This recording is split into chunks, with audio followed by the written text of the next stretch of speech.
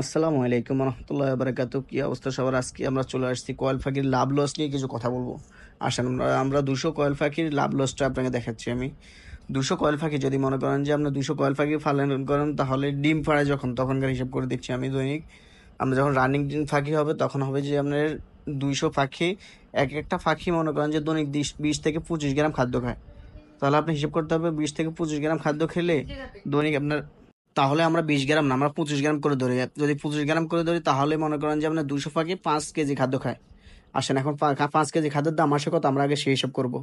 আপনার কিছু কিছু জায়গায় 50 টাকা থেকে 60 টাকার ভিতরে পড়ে। আচ্ছা আমরা 60 টাকা করে হিসাব করি, তাহলে আসেন 5 কেজি খাদ্যের দাম আসে কত। তাহলে 5 কেজি খাদ্যের দাম আসে আপনার 300 টাকা। 300 টাকা আসে আপনার 5 কেজি খাদ্যের দাম। তাহলে আসেন এখন আমরা ডিমের হিসাব করি। শতকরা যদি মনে করেন যে 90%, 90% হয়, তাহলে 9 দুগুণে 180, 180 পিস ডিম আসবে।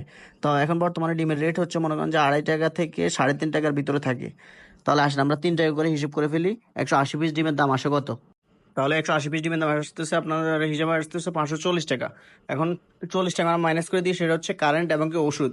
ওটা আমরা বাদ দিয়ে তাহলে কত থাকে? 500 টাকা। 500 টাকাতে যদি হয় আপনার 300 টাকা হচ্ছে খরচ। তাহলে প্রত্যেকদিন যদি মনে করেন 200 টাকা করে হয়, তাহলে আমার মাসে কত হয়? তাহলে মাসে 6,000 টাকা। তাহলে আসেন, যদি কেউ ব্যবসা করতে চান তাহলে অল্প থেকে শুরু করবেন। আমি বলবো না যে বেশি থেকে শুরু করার জন্য, অল্প থেকে শুরু করবেন তাহলে হবে।